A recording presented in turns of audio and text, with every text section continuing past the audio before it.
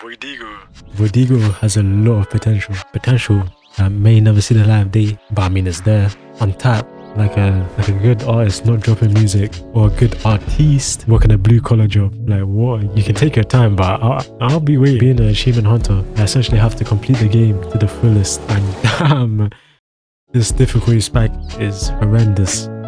Respectfully, of course.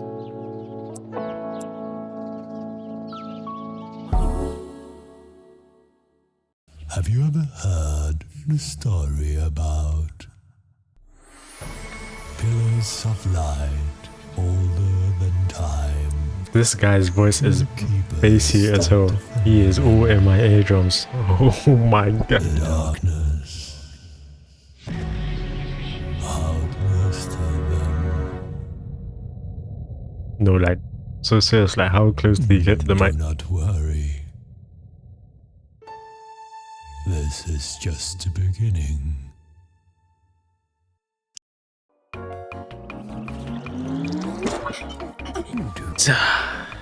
Skip the tutorial. Nah, I'll do tutorial. The only way I can explain to you why the game suddenly felt so bad is to alternatively explain what makes Voidigo an enjoyable experience. The easiest way to do so is to break down the game in achievement order, as it's what I set out to do in the first place. I just made this video into something that doesn't need to be, but we move. I also try to remove any specific numerical calculations like damage numbers and health. I want this to be as far from nitpicky as possible, because naturally this conversation already is. Shift is sprint. In typical action roguelike fashion, the game introduces a way to dodge. Use space to dodge. Do damage. Melee weapons have durability. Do broken melee attacks using the mouse. What? Block, which is arguably one of the most useless features in this game, but we'll come back to it. But I played Enter the Gungeon. There's no way. This game's harder than that. This is the camp, a small refuge the anti-void created. Defeat bosses out in the worlds and bring their void fragments back here to go to camp. Okay, so like a little hub. How many characters are there? 1, 2, 3, 4, 5. Drash's memory is hazy. She cannot quite remember how she got here or from where. The anti-void has chosen her to clear the corruption throughout the universe. Imagine being the chosen one to like save the universe. I'm not doing all that. I can't lie. That's too low. Bubble needs more damage to activate. Bosses change area more frequently. Less ammo from pickups. Low chance. Okay, so bosses change their arena. Like they just move around. An ocean evaporating is a death. This guy is actually in my eardrums. Like I'm getting violated right now.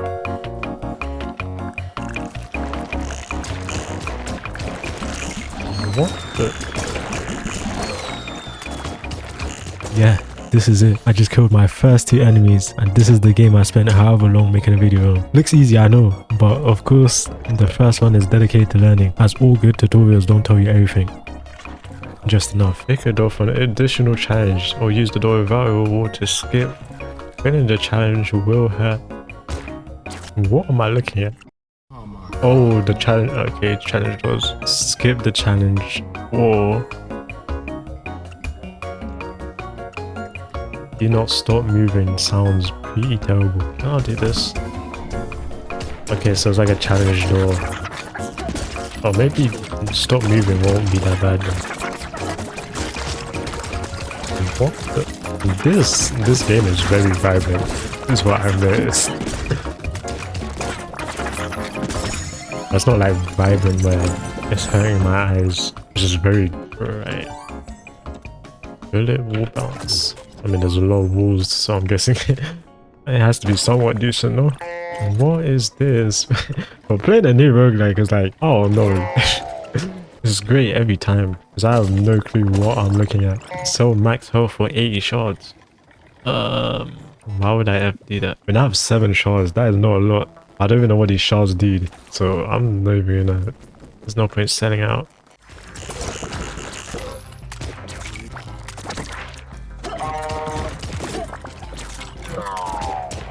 I'm still trying to figure out if aggression in this game is rewarded, or like, you know, thinking about all your movement. Roguelikes are split between skill, luck, aggression. No, skill, luck, but then the skill is separated into aggression or passiveness.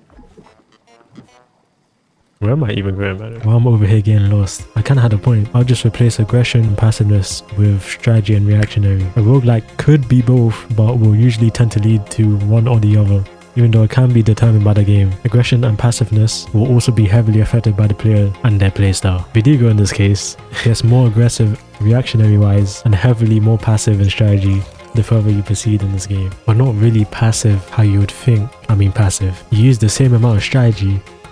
It's just from maximizing damage, sacrifice max health for 3 random bundles, to how do I survive?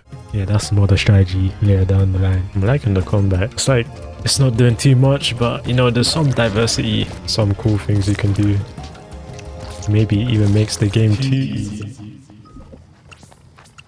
But to be fair, I'm not on the hardest difficulty, so it could get way harder than it. Who is this lemon head? There's something up with this guy, bro. This guy's a little too happy. Hey, look at my character's face. Yeah, my character looks mad as hell, so I already know this guy's too happy. Okay, so I'm guessing this is a legendary. R.E.P.O. It's a skeleton from Terraria. What the faster movement? Okay, well, I'm broke as hell. Got no money. Oh, health drop.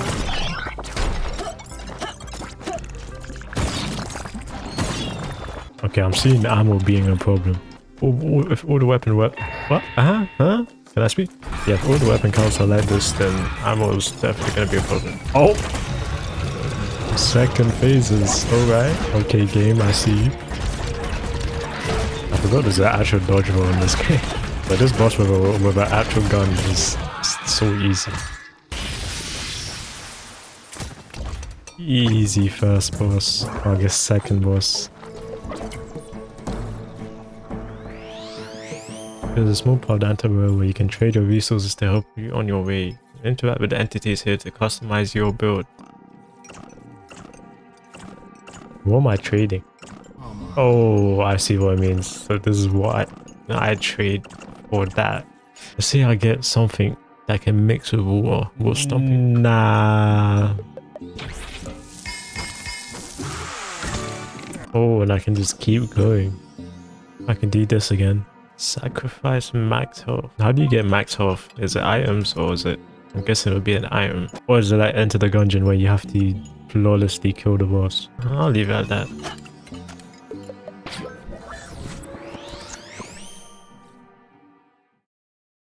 With the first floor complete, you will likely come across 4 important secondary game mechanics. Secondary game mechanics that become core gameplay because without them, let's just say I'll pray for you. Even though floor 1 changes layout and alternates between 4 bosses at varying levels of annoyance, there are some constants that follow throughout the entirety of the game. Shops, you know, like your local Tesco's, or like, what do they have in America? Walmart. If I'm not broke and I have enough shards, the shop holds a random assortment of power-ups, upgrades and weapons. The main function of these are usually the power-ups and upgrades. However, the weapon selection sometimes comes in clutch. Trades. Shops can also hold trades, and trades can hold many forms. What falls under this umbrella term is anything sacrificing currency like weapons, power-ups, and health, which is then traded for other power-ups, weapons, full health, and ammo. Especially on the harder difficulties, some of these trades are so crucial, such as full health. Room challenges. Another way to get power-ups, weapons, or upgrades is to clear room challenges. There are multiple different challenges to pick up from, but on completion you get both the item you chose and a choice of power-ups. Quick way to upskill your current run. Recycling is a little more situational. Sacrificing a weapon will give you a random number of either ammo or health. Recycling specific weapons can also give you extra things like this, for example. I didn't know about this until like my final 3 rounds of the ends. Now, the only reason I included recycling as one of the game changes is due to the specific power-up, which allows the recycling to drop shards. This can be upgraded 5 times to drop so much shards, and of course, the more shards, the more you can spend. More times in the shop, you get the point. Just like real life, the more money you have, the easier. With these 4 variables, the runs become way more consistent. No guaranteed win, but a greater chance. And in roguelikes, you kind of want consistency.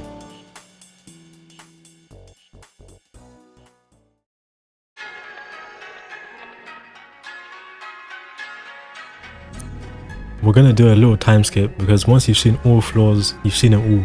It only gets darker from here on out. At this point, I've got around 100-ish achievements out of 120.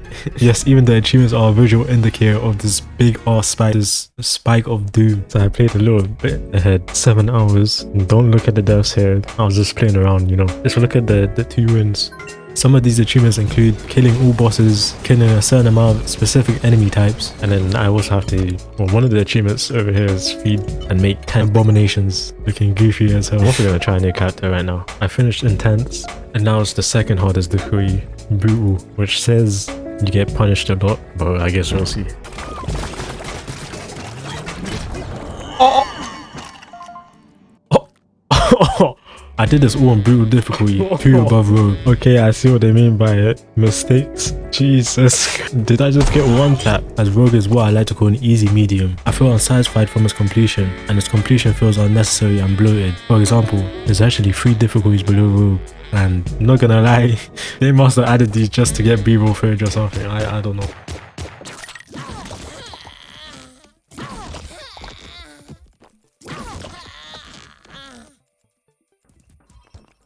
So he voice acted this one. I don't want to just throw an easy title on this difficulty just for the sake of it, because I know how offensive that is. But 1, enemies are easy to react to. They shoot slow, are quite passive, and are sparse in numbers and spacing. 2, the damage. You can take quite a lot of hits from enemies that do shoot often.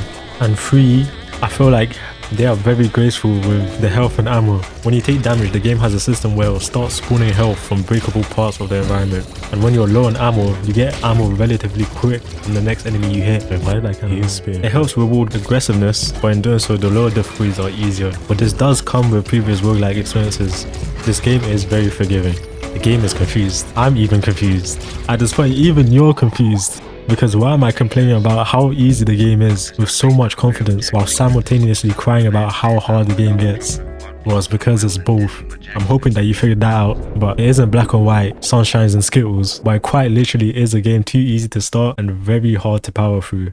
We're back 17 hours later. As you can see over here, I got all the character essences and all the boss essences. I just have to find the power-ups and the items, which is going to take a bit longer. Well, first I might as well continue. I've been doing all the achievements that I don't mind doing off camera because they're not as difficult as some of these later achievements. For example, guess what I have to do?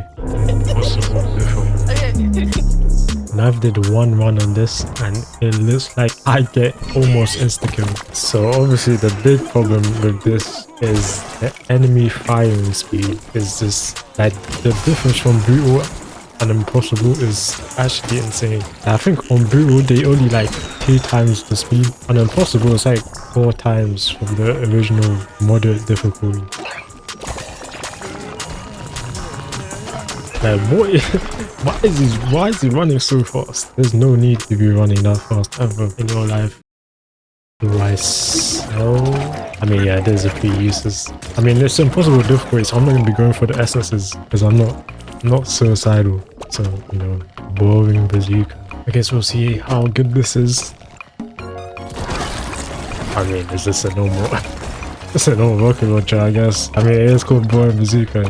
I see why. Fair enough. I mean, I'll take it. Territorial mining disputes between rivaling factions grew sour and eventually led to the Great Jail War. So they just made an RPG. Okay. See, I don't need my weapons to be exciting. I mean, I'll take a boring bazooka. I also tested a bit of the final run, which is with that red portal you saw at the beginning, and it is not looking good. This might be a long completion.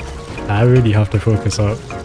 So I'm not gonna play risky at all. Sad, I know. There's already so much challenge I'll put on myself before it just gets ridiculous. Before it starts turning stupid. There's a certain level to it. For this next section, I need you to pay close attention, or as much attention as you can offer, as I know how hard that is now. I'm coming back here a little later in the night with a very OP build.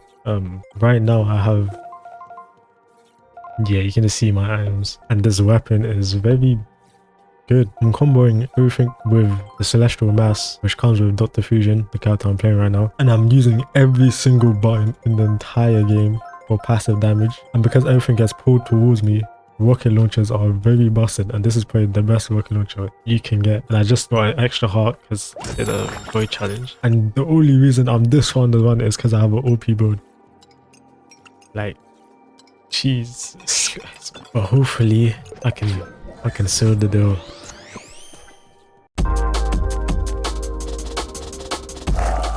The void, trying to be nothing, becoming a concept. So it exists. We validate each other.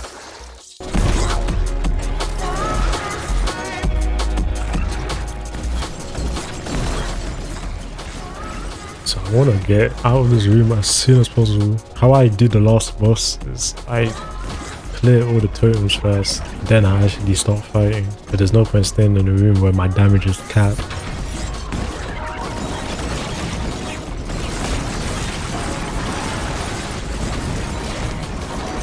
You see what I mean? You see, look at my damage. Oh, this is the only way to defeat impossible mode. But yeah, that's that's impossible difficulty. Should I just leap? Might as well just leap now.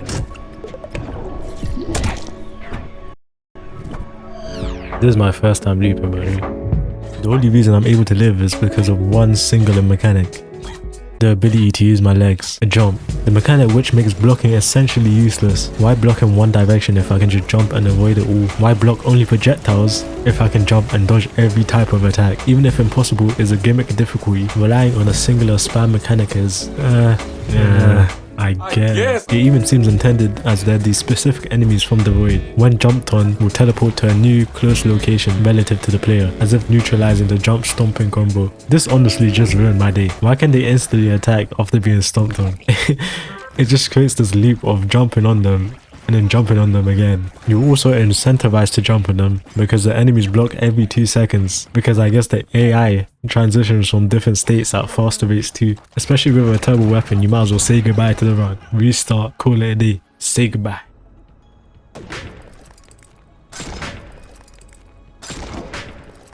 No, I sold. Okay, now it's just a void run. I don't know if everything does increase damage. I'm kind of scared. Oh, everything is gonna be corrupted. Everything is gonna be corrupted. Everything is going to be corrupted. This is the biggest side quest of all time, to the point where I might have to make this its own checkpoint. Looping in this game is just for an arbitrary number. In my case though, it's for this arbitrary number. It's nothing. You serve zero purpose. You should. This video is already a lot of explanations, so prepare for way more. I didn't realize how long explaining roguelikes is gonna be, because there's so many items and I can't explain all. Okay. If you aren't asleep yet, if you remember the free power-ups you get, they are now all corrupted, meaning they are no longer free. You could probably fit some sort of political narrative in that line, but yeah, go ahead. To unlock 5 achievements simultaneously, I must leap 5 times on impossible. But I'm a dumbass. Why do I have to be so efficient?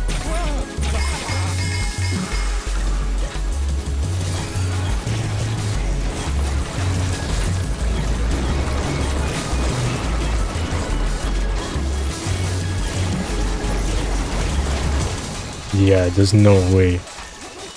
Oh, it still counts to the window. I was about to say, I literally need the most perfect item.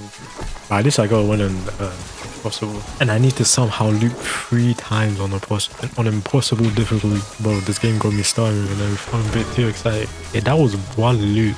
It goes from skill to luck. Now, at some point, there's no way you're dodging all bullets and you're comprehending what you're seeing on screen.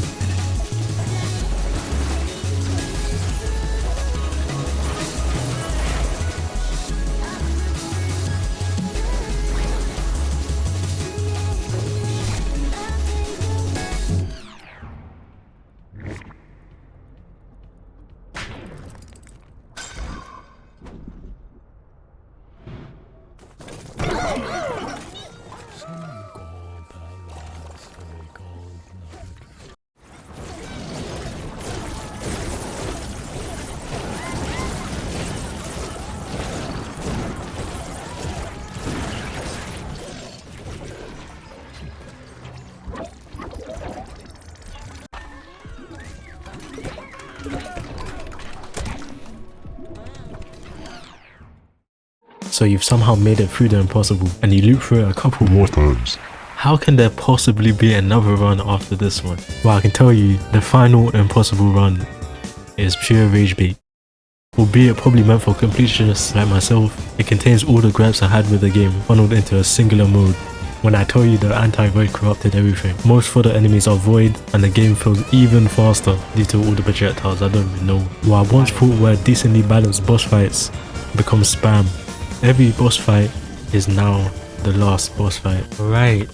Okay. Final run, possible difficulty. Let's go straight and impossible. I have not finished the run on the final level, so I have tried it out, and I mean, you're about to see what it looks like. But basically, I have to complete the final level on the hardest difficulty on the first completion. So this is probably gonna go as well as you would think. I don't know if the boss fights are different, or it's just that every enemy is replaced with void enemies. But going into this is just like how they give you an extra. Going into this, or it's just gonna be the same strat I did for the impossible run. It's just accumulating passive damage. I started getting far away from my mic, and suddenly I got more slouched and became less talkative, more depressed. It was quite strange how that happened. I don't know why. Anyway, buttons and stomp powers are quite crucial. Buttons lay on the ground, and when stomped on can do multitude of things in a certain vicinity. Think of them like prime landmines. Stomp power-ups will be the shape of a boot, and when off cooldown will activate similar effects from the buttons to the specific enemy and area you stomped on. The reason why they do so much is because you can activate both of them while shooting. They are quicker to upgrade, it's area of effect, it's AoE, and you are always jumping. There's actually nothing I could have done there. Like, what am I supposed to do? Answer up, someone answer me, please. The stun lock in this game is so crazy. Like, you get hit, okay, get hit. Why do I get no immediate frames? I have no control of the character anymore. What's interesting is that most of the weapons in this game are not even your main source of damage, because most items in this game are proc items, so weapons just become a vessel to activate your item. For example, there'll be elemental bullets. There's even an item where explosives refract. They can only be activated through rocket launchers. Yo, it's the spam! There's no tactic in this. This is AIDS. Even though there's no reason for the devs to ever come back to this game, the potential is the possibility. Realistically, they don't have to do anything different than a regular roguelike, flooding the item pool with a bunch of items, adding more areas, bosses. They haven't even touched on weapons. Weapon upgrades and items that affect base stats that would just add more complexity into the run, as the problem, especially at higher difficulties, was that I started finding comfort in specific items and weapons. Now of course it's fine to have preferences, especially in a roguelike where there's so many items, but where most roguelikes start going wrong is when the run starts feeling the same. I'm not forced to think on the fly, as items are variations of each other and not different fundamentally. Once I got over the difficulty curve of the game felt fine, and I would play more if there was ever more content. This video is also over the span of months, so I've had time to recollect my thoughts, and this is gonna sound real bipolar, but maybe it was my fault that the difficulty spike was large. I mean, I jumped straight into final impossible with difficulty. Personally don't think so, but you guys will only truly know if you play it, so I don't know, give it a try. You stayed this long, so you might as well, I can't lie. But anyways, the final impossible completion, like I said, I stopped talking, so I only have the footage.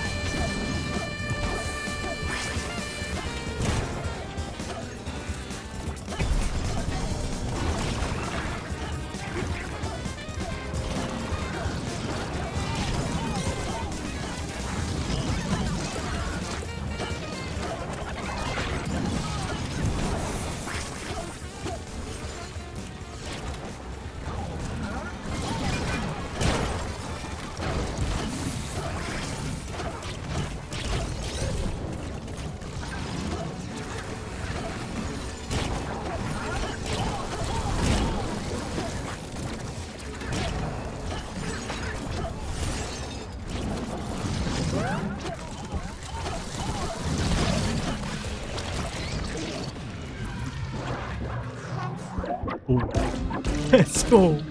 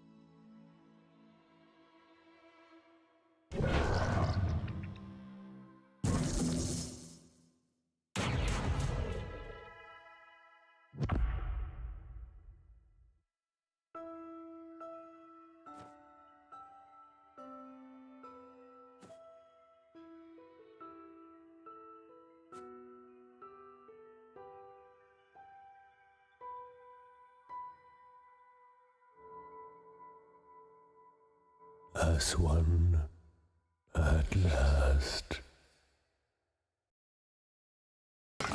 Might pop this guy open real quick. Pause.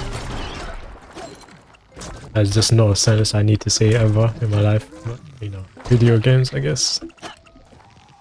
Or just beat weapon. This weapon is actually cheeks. I mean, I'll recycle it real quick.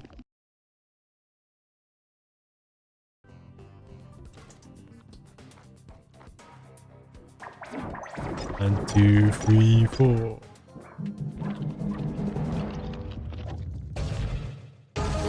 Holy moly. The stars shine brightly upon this wonder.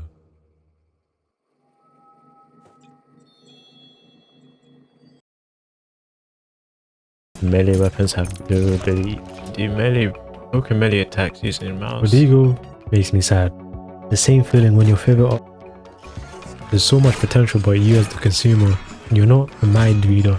Oh yeah, did anyone know that like the people who made R.E.P.O made this game? I didn't even know that. I don't know what the developers at semiwork are up to, or what their future entails, but for right now it seems like their focus is on R.E.P.O, a game you've probably already heard of. This leaves Voidigo in an interesting state, to say the least. It's in purgatory.